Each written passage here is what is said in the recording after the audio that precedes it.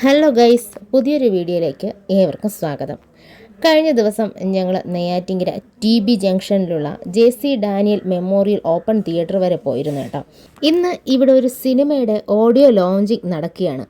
ഞങ്ങൾക്കും ക്ഷണം കിട്ടിയിരുന്നു. തൊട്ടടുത്ത് തന്നെ ആയിട്ടും ഈ ഓപ്പൺ തിയേറ്ററിൽ ആദ്യമായിട്ടാണ് കേട്ടോ ഞാൻ പോകുന്നത്. അവിടെ JC ഡാനിയലിനെ കുറിച്ചും ആദ്യ നായിക റോസിയെക്കുറിച്ചുമുള്ള ചെറിയ വിവരണങ്ങളൊക്കെ പതിപ്പിച്ചിട്ടുണ്ട് കേട്ടോ.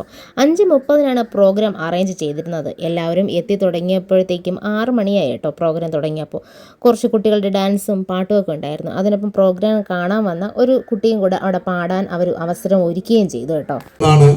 JC ഡാനിയൽ സാറിന് അറിയപ്പെടുന്നത് അദ്ദേഹത്തിന്റെ സ്വദേശം പഴയ തിരുവിതാംകൂർ രാജ്യത്തിന്റെ ഒരു ഭാഗമായിരുന്നു. ഇന്ന് കന്യാകുമാരി ജില്ലയുടെ ഒരു ഭാഗമാണ്. അഗസ്തീശ്വരം എന്ന സ്ഥലമാണ്.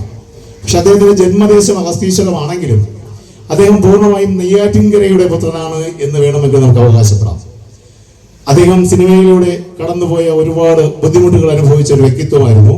അതിനിടയിൽ അദ്ദേഹത്തിന്റെ ജീവിതം മുന്നോട്ട് കൊണ്ടുപോകുന്നതിന്റെ ഭാഗമായി പല്ലു ഡോക്ടറായും അദ്ദേഹം സേവനം അനുഷ്ഠിച്ചിട്ടുണ്ട്. അങ്ങനെ നമ്മുടെ നെയ്യാറ്റിൻകരയിൽ ആദ്യത്തെ ഒരു ഡെന്റൽ ഹോസ്പിറ്റൽ എന്ന് വേണമെങ്കിൽ അദ്ദേഹത്തെ ആ സ്ഥാപനത്തെക്കുറിച്ച് പറയാൻ സാധിക്കും. അങ്ങനെയുള്ള ഒരുപാട് കർമ്മങ്ങളിലൂടെ കടന്നുപോയി ഒരു കാലഘട്ടത്തിൽ അവശ കലാകാരനുള്ള കേരള സർക്കാർ അനൗൺസ് ചെയ്ത 300 രൂപയ്ക്ക് വേണ്ടി അദ്ദേഹം ശ്രമിച്ചിരുന്നു എന്നുള്ള ആ ദുഃഖകരമായ വാർത്തയും നമുക്ക് ഓർത്തിരിക്കേണ്ടതുണ്ട്. ഇന്ന് അദ്ദേഹം നമ്മുടെ സിനിമ എന്ന് പറയുമ്പോൾ മലയാള സിനിമ മാത്രമല്ല, ലോക സിനിമയ്ക്ക് തന്നെ ഒരു പുതുമുഖം സമ്മാനിക്കുന്ന ഒരു തലത്തിലേക്ക് അദ്ദേഹം മാറുകയുണ്ടായി.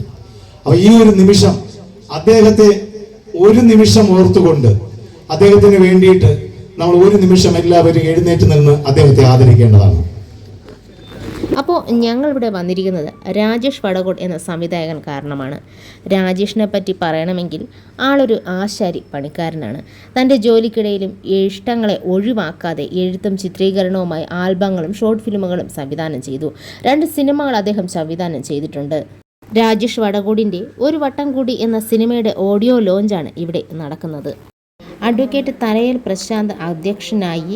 നെയ്യാറ്റിങ്കര നഗരസഭാ ചെയർമാൻ KK ഷിബു ഉദ്ഘാടനവും നടത്തി. സംവിധായകൻ ഷമീർ ഭരതനൂർ, കവി പ്രസാദ് ഗോപിനാഥ്, അരുൺ GS തുടങ്ങിയ മുഖ്യ അതിഥികളെല്ലാം തിരിതെളിയിച്ചു.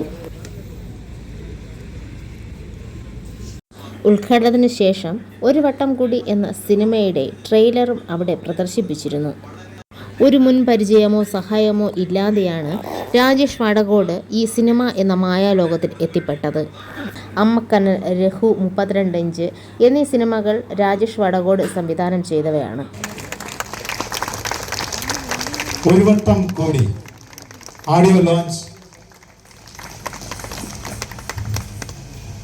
അങ്ങനെ ഓഡിയോ ലോഞ്ചിങ് കഴിഞ്ഞു.